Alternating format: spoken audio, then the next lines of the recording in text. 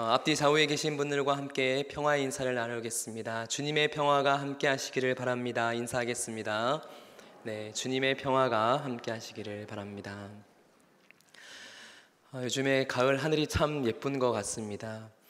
동물들 가운데 돼지는요, 이 신체 구조상 하늘을 보기 힘든 구조라고 하는데요, 그가 일평생 가운데서 하늘을 볼 수 있는 기회가 주어진다고 합니다. 그때가 언제인지 아십니까? 바로 이 장애물이나 돌부리에 걸려 넘어질 때 하늘을 볼 수 있다고 합니다. 땅만 바라보고 사는 저희들에게 있어서 장애물이 있다는 거, 또 우리 앞에 어떤 것이 있다는 것이 다시금 하늘을 바라볼 수 있는 기회라는 것을 바라보면서요, 이 코로나의 시기가 우리에게 재난의 시기가 아니라 다시금 하나님을 바라보게 하는 은혜의 시간이 될 수 있기를 간절히 소망합니다. 그러한 믿음으로 이 시간들을 보낼 수 있었으면 좋겠습니다.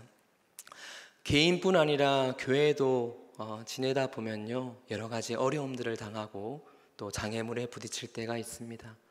오늘 우리가 함께 살펴보는 이 빌립보라는 교회는 사실 특별한 문제가 없는 교회였습니다. 더욱이 바울과 이 빌립보 교회의 관계는 굉장히 특별한 관계였습니다. 사도 바울이 옥에 갇혔다는 소식을 듣고 다른 교회들은 바울이 또 갇혔나 보다 생각하고 기도했지만 이 빌립보 교회는 거기에 그치지 않았습니다. 소문을 듣자마자 감옥에서 얼마나 춥고 또 얼마나 배고플까, 또 얼마나 불편할까 염려하면서 위로금을 모아서 이 바울을 위해서 로마에 전달하기까지 하였습니다. 바울과 이 빌립보 교회가 너무나 특별한 사이였기 때문에 오늘 이 빌립보서 역시 신약의 많은 편지들 가운데 바울의 개인적인 심정과 고백이 가장 많이 담겨 있는 편지로 바로 나타나고 있습니다. 기쁨의 서신이라고 하는 이 빌립보서 가운데 기쁨도 잠시 이 다른 교회에 비해서 작을지 모르지만 이 빌립보 교회 성도들 사이에 다툼이 생겼다는 소식을 듣게 되고요, 이것을 감옥에서 듣고 바울이 이들을 위해서 다시금 연합과 일치를 위한 방법을 제시합니다. 어떤 사람들은 어떻게 교회에서 다툼과 갈등이 있을 수 있을까라고 생각합니다. 교회라면 당연히 그런 다툼과 갈등이 없어야 하는 것 아니냐고 생각하기도 합니다. 그래서 그런 갈등을 보면서 실망하기도 하고 또 큰 마음의 상처를 갖기도 합니다. 한 정신과 의사는 사람들이 특별히 여러 공동체 가운데 이 교회 공동체 그리고 믿음의 공동체는 갈등이 없어야 한다, 다툼이 없어야 한다라고 생각하는 그 착각 때문에 자신도 모르게 이 유사 공동체를 만들어낸다고 지적했습니다. 유사 공동체라고 하는 것은 이 갈등이 있는데도 불구하고 갈등이 없는 것처럼 행동하는 공동체를 말합니다. 그러니까 그러한 갈등이 있음에도 불구하고 갈등이 존재하지 않는 것처럼 행동하면서 그 갈등을 무시하고 갈등을 모른 척하고 갈등을 해결하기보다 인내하고 그리고 가면을 쓰고 아무렇지 않은 척하는 것, 그것이 바로 유사 공동체라는 것이지요. 성경은 이 공동체 안의 문제를 결코 아무런 문제가 없는 것처럼 풀어가는 유사 공동체와 같이 다루지는 않습니다. 오늘 이 교회 안에, 초대 교회 안에 발생한 여러 가지 갈등과 다툼의 문제를 보면서 믿음과 영성을 가지고 있어도 다툼과 갈등이 생길 수 있다는 것을 우리가 바라보게 됩니다. 깨어진 사람들이 모였는데, 그들이 공동체를 이루었는데 어떻게 이 공동체 안에 다툼과 갈등이 없을 수 있겠습니까? 그러므로 교회 안에 다툼과 갈등이 생긴다고 해서 그것이 믿음이 없다는 증거는 아닙니다. 믿음과 영성의 아름다움은 이 갈등의 부재에 있는 것이 아니라 갈등이 생겼을 때 그것을 믿음의 방법으로 풀어가느냐, 그리고 예수님의 길로 풀어가느냐에 있는 것입니다. 오늘 이 빌립보 교회 안의 다툼의 문제를 다루면서 바울은 누가 잘못했는지 잘못을 따지는데 시간을 낭비하지 않고 하나님의 길을 보여주면서 갈등과 다툼이 있을 때에 예수님의 방법으로 하나님이 제시해 주는 이 연합과 일치를 위한 방법으로 나아가야 한다고 말합니다. 그렇지 않을 때는 사탄의 방법으로 해결하면 이 세상과 똑같다는 것이지요. 오늘 이 빌립보서를 통해서 말씀하고 있는 연합과 일치를 위한 방법은 무엇입니까? 첫째로 연합과 일치를 위해서 먼저 그리스도 안에서 연합과 일치의 경험이 있어야 한다는 것입니다. 한번 따라해 보겠습니다. 먼저 그리스도 안에서의 연합과 일치. 시작. 네, 오늘 본문 1절과 2절의 말씀입니다. 우리 본문 1절, 2절 함께 읽겠습니다. 시작. 그러므로 그리스도 안에 무슨 권면이나 사랑의 무슨 위로나 성령의 무슨 교제나 긍휼이나 자비가 있거든 마음을 같이하여 같은 사랑을 가지고 뜻을 합하며 한 마음을 품어. 이 말씀은 먼저 이렇게 해석됩니다. 그리스도 안에서 권면을 받고 있습니까? 그리스도의 사랑으로 위로를 받고 있습니까? 성령의 교제를 나누고 있습니까? 자비와 긍휼을 받고 있습니까? 그런데 바울은 이것을 모르는 것을 알고자 해서 하는 질문이라기보다 이미 빌립보 성도들 가운데 일어나고 있는 일들을 확인하면서 선포한 말입니다. 그러니까 오늘 본문 1절과 2절의 말씀은 이런 뜻입니다. 여러분은 그리스도 안에서 권면을 받고 있습니다. 여러분은 그리스도 안에서 사랑으로 위로를 받고 있습니다. 여러분은 성령과 교제를 나누고 있습니다. 여러분은 하나님의 자비와 긍휼을 받고 있습니다. 그렇다면 서로 한 마음으로 사랑을 나누고 한 뜻이 될 수 있습니다. 이렇게 말씀하고 있는 것입니다.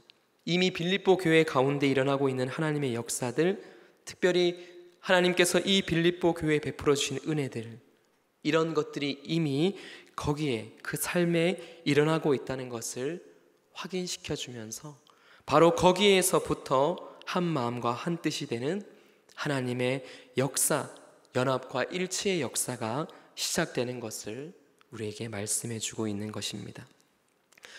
여기서 한 가지 중요한 것을 깨닫게 됩니다. 그것은 우리가 이 땅을 살면서 연합과 하나됨을 이루기 위해서는 먼저 하나님과의 일치되는 경험, 하나님의 은혜 속에 하나님과 동행하는 경험에서 시작해야 한다는 것입니다. 왜 그러합니까?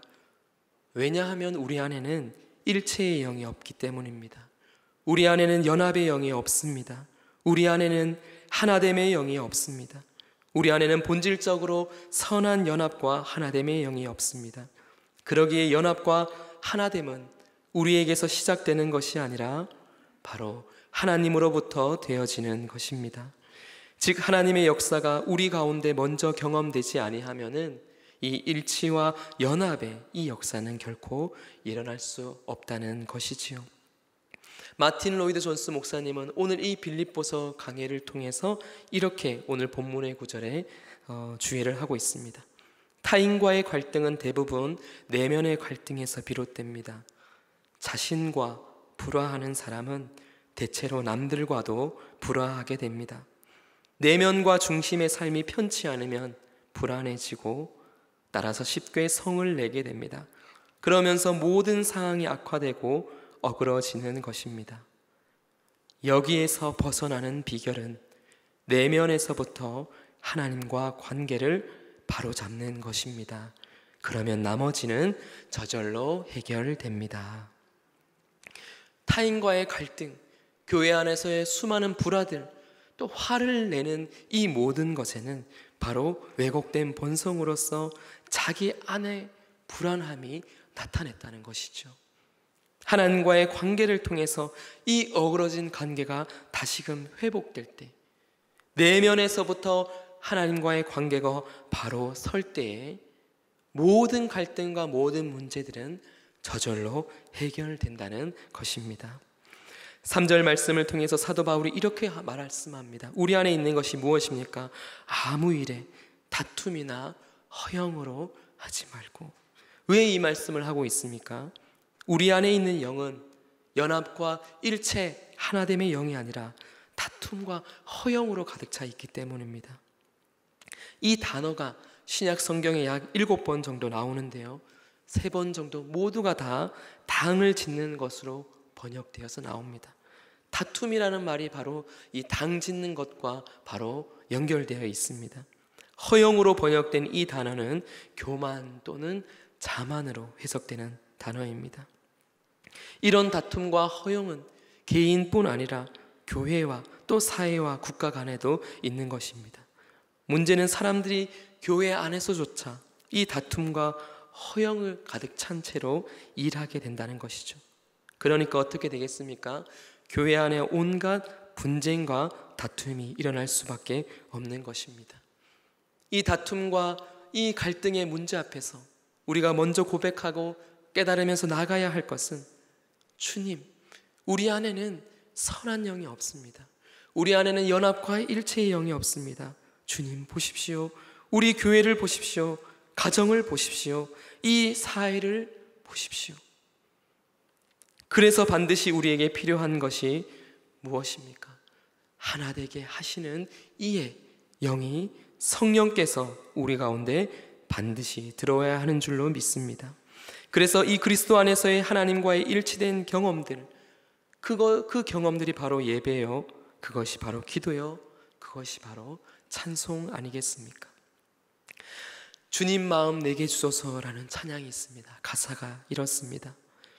보소서 주님, 나의 마음은 선한 것 하나 없습니다. 주님 마음 내게 주소서, 주님 마음 내게 주소서. 당신의 마음으로 용서하게 하소서. 주의 성령 내게 채우사 주의 길을 가게 하소서. 주님, 당신 마음 내게 주소서. 모든 동승의 성도님들의 삶 위에, 또 가정 위에, 우리 교회와 이 사회 위에 주님의 마음에 부어지기를, 이 역사가 이루어지기를 간절히 소망합니다. 둘째로, 이 연합과 일치를 위하여서 겸손한 마음으로 자기보다 남을 낮게 여겨야 합니다. 오늘 본문 3절과 4절의 말씀입니다. 우리 함께 3절과 4절의 말씀을 읽겠습니다. 시작. 아무 일에 다툼이나 허영으로 하지 말고 오직 겸손한 마음으로 각각 자기보다 남을 낮게 여기고 각각 자기 일을 돌볼 뿐더러 또한 각각 다른 사람들의 일을 돌보아 나의 기쁨을 충만하게 하라. 사실 오늘 본문의 설교 말씀을 하면서 오늘 본문의 설교는 아마 몇 번씩 다들 들어보셨을 것입니다. 저도 이미 익히 알고 있는 설교입니다. 오늘 이 본문의 설교는요, 사실 우리 2년 전부터 말씀 대행진이 시작되면서부터 짜져 있던 주일 본문입니다. 그래서 오늘 이 본문으로 영화부부터 우리 모든 청소년에 이르기까지 전도사님들이 다 오늘 이 본문의 말씀으로 말씀을 전합니다. 사실은 오늘 이 본문의 말씀이 참 중요하기에 어린 시절 때부터 배우는 말씀이죠. 너희가 겸손한 마음으로 남을 나보다 낮게 여겨야 한다. 이 어렸을 때부터 우리가 배우고 또 지금도 듣고 익히 잘 알고 있는 말씀입니다. 근데 아시겠지만, 머리로는 알지만 참 실천하기 어려운 말씀입니다. 우리는 남을 나보다 낮게 여기는 것이 아니라 남을 나보다 낮게 여길 때가 얼마나 많은지 모릅니다. 왜 우리는 잘 알고 있으면서도 이 말씀을 온전히 실천하지 못할까요? 저는 오늘 이 본문을 다시 읽으면서 눈에 들어온 한 단어가 있었습니다. 그것은 바로요, 너희가 겸손한 마음을 가지라고 말씀하고 있습니다. 우리가 본문 3절과 4절에 읽으신 대로요, 오직 겸손한 마음으로, 한번 따라해 보겠습니다. 오직 겸손한 마음으로. 그러니까 우리가 가장 먼저 중심에 본질적으로 변화되어야 될 것은 우리가 겉형식으로 거칠애로 하는 남을 나보다 낫게 여기는 태도가 아니라 마음이 바뀌어야 한다는 사실입니다. 마음 중심이 온전히 변하지 않고서는 이 연합과 일치를 이룰 수 없다는 것입니다. 이 겸손이 무엇이냐 했을 때 예수님부터 많은 이들이 겸손에 대해서 말씀해 주었습니다. 그런데 오늘 이 본문에서는 겸손의 한 모습으로 남을 나보다 낮게 여기는 그 한 모습을 우리에게 들어서 설명하고 있습니다. 사실은 그렇지 않은데 그런 마음으로 살라는 말씀이 아니라, 그리고 또 진짜 다른 사람이 우리보다 낫다고 생각하고 살라는 것인지 이 본문의 말씀을 다 저마다 다르게 이해하고 있다는 사실이죠. 사람마다 각자 나름대로 장점이 있는데 그 장점을 발견하고 또 그 장점을 인정하면서 대하라는 말씀인가라고 생각하는 분들도 있습니다. 그런데 문제는 이렇습니다. 아시겠지만 아무리 상대를 살펴보아도 도대체 나보다 나은 것이 안 보이면 어떡합니까? 사람이 도대체 무책임해 보이고 또 무능해 보이고 성실하지도 않고 아무리 봐도 나보다 나은 것이 없어 보이는데 주님이 말씀하셨으니까 그냥 그렇게 생각하고 그 사람을 대하라는 말씀인가? 그런 마음이 우리가 얼마나 갈 수 있을까요? 오늘 이 본문에서 자기보다 남을 낮게 여기라는 말씀은 그런 의미는 아닐 것입니다. 오히려 여기서 자기보다 남을 낮게 여기라는 이 말씀은 근본적으로 사람을 대하는 마음의 태도의 변화가 있어야 한다는 것입니다. 우리가 앞서 말씀드린 것처럼 하나님과의 일체되는 경험, 하나님과의 이 연합의 경험, 하나님과의 이 만남의 경험이 있는 사람은 더 이상 다툼과 이 허영으로 일하지 않습니다. 그는 변화가 일어났기 때문인데 바로 마음의 태도가 변화가 일어났습니다. 그 변화가 일어난다면, 마음의 근본적인 변화가 일어난다면 남을 나보다 낮게 여기는 이 말씀이 결코 어려운 말씀이거나 불편한 말씀이 아닐 것입니다. 상대방이 나보다 더 윤리적이거나 더 지혜롭거나 더 대단해서 오늘 주님께서 그렇게 말씀하고 있는 것이 아니라 그 사람의 어떠함에 관계없이 그 사람은 하나님의 형상대로 지음받은 사람이요, 또 나를 위해 십자가를 지신 주님께서는 그 사람을 위해서도 십자가를 지셨기 때문입니다. 내가 주님 앞에 왕같은 제사장으로 인정받는 것처럼 그 사람도 주님 앞에 왕같은 제사장처럼 귀히 여겨지는 사람이기 때문입니다. 나보다 나은 어떠한 것이 있어서가 아니라 바로 주님께서 그 사람을 인정하고 있기에 우리도 그 사람을 인정해야 한다는 것이지요. 혹 이 말에 이렇게 생각하는 분이 계실지 모릅니다. 나는 예수님을 믿기 때문에 왕같은 제사장일지는 몰라도 예수님을 믿지 않는 저 사람은 왕같은 제사장이 아니지 않느냐고 말입니다. 그러나 그렇지 않습니다. 예수님의 보혈은 모든 인류의 죄를 위해서 쏟아졌다는 그 사실을 잊어서는 안 됩니다. 물론 그 보혈을 의지해서 구원받는 것은 그 사람의 믿음이지만 예수님은 모든 사람을 이미 왕같은 제사장으로 또 한 사람 한 사람을 위해 보혈을 흘려주심으로 존귀하게 여기고 생각하신다는 것입니다. 바로 그 화해의 부르심으로 저와 여러분 모두를 초청하고 있는 것입니다. 한 고등학교에서 학생들을 가르치는 선생님이 이 학생들 한 사람 한 사람이 별 재능도 없어 보이고 능력도 없어 보이다가 예수님을 온전히 믿게 된 후에 이 학생들이 참 예뻐 보였다고 합니다. 그리고 이 학생들 존재 자체만으로도 참 너무나 귀하게 여겨졌다고 합니다.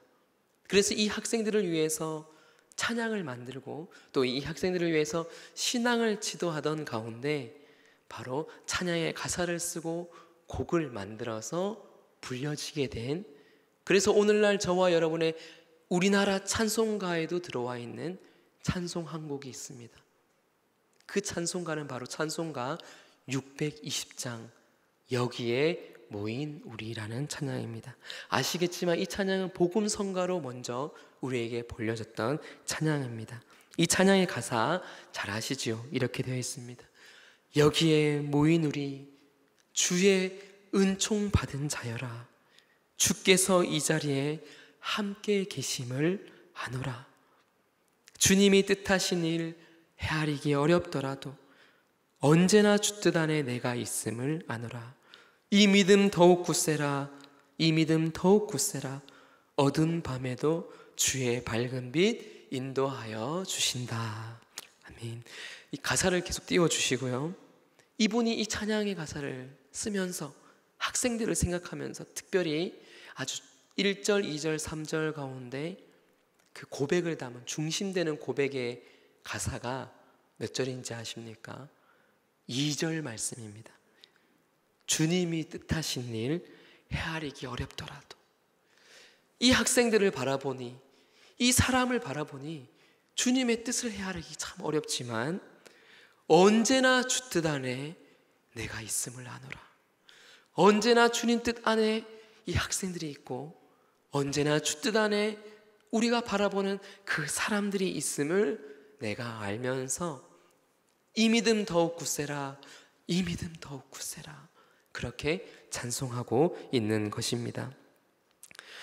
말씀드린 이 모든 말씀들, 우리가 말씀드린 것처럼 다툼과 허영을 넘어서 연합과 일치로 가는 이 길 가운데 상대를 나보다 낮게 여기기 위해서는 그 사람 가운데 뜻하신 하나님의 뜻이 있음을 우리가 믿고 나아가야 할 줄 믿습니다. 그 사람을 향해서도 우리 모두를 향해서도 반드시 하나님의 뜻하신 일을 이루실 줄을 믿습니다. 그렇게 역사하신 하나님, 각 교회마다 하나님의 뜻을 두고 각 사람마다 일하시는 하나님, 마지막으로 이 다툼과 허영의 이 모든 모습들을 다 벗어버리고 연합과 일치를 위해서 이 모든 방법들은 사실 오늘 이 본문의 한 문장으로 모아지게 됩니다. 그 문장은 바로 오늘 본문 5절 말씀입니다. 바로 이 5절에 가기 위해서 이렇게 다뤄진 것이죠. 우리 5절 말씀 함께 읽겠습니다. 너희 안에, 시작, 너희 안에 이 마음을 품으라. 곧 그리스도 예수의 마음이니. 갈등과 이 다툼, 이 허영을 넘어서는 방법은 하나밖에 없습니다.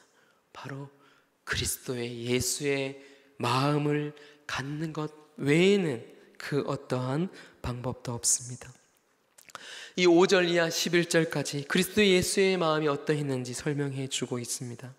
하나님이시면서도 하나님 되기를 포기하시면서 피조물인 인간을 위해서 기꺼이 낮아지셔서 이 죽어가는 피조물을 살려내시는 그 마음입니다. 왜 창조주 하나님께서 자신의 자리를 비우시면서까지 모든 대접받는 것을 포기하시면서 사람이 되셔야만 하셨을까요? 이유는 당신이 구원하실 이 인간들이 교만해져서 낮아지려고 하지 않기 때문입니다.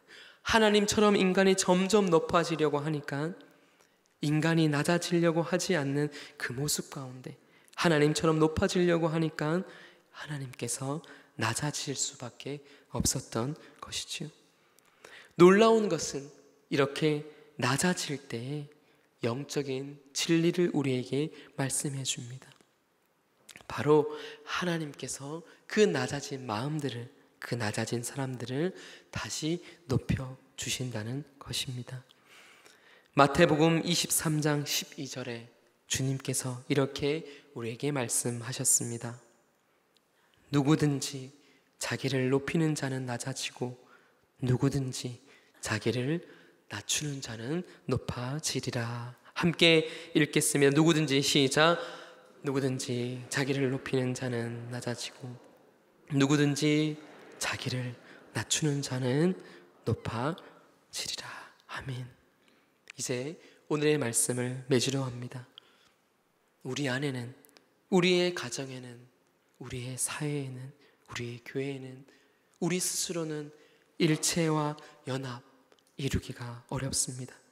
주님과 하나됨을 통하여서, 그리고 근본적으로 사람을 대하는 마음의 태도의 변화를 통하여서, 그리고 무엇보다 세상의 그 어떤 마음이 아니라 바로 예수님의 마음을 품게 될 때에 교회가 연합과 하나됨으로 나아갈 수 있는 줄로 믿습니다. 주님 말씀에 순종하면서 이 연합과 일치를 위하여 살아가는 저와 여러분이 되시기를 주님의 이름으로 축복합니다. 기도하겠습니다. 하나님 아버지, 우리가 섬기고 있는 교회를 하나님께서 기뻐하시고 기대하시는 이 공동체로 세워가기 위해서 오늘 연합과 일치의 말씀을 주심에 감사드립니다.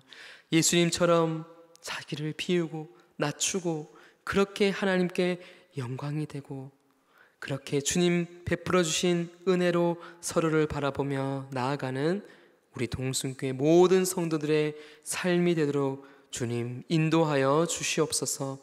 예수님의 이름으로 감사하며 기도드립니다. 아멘.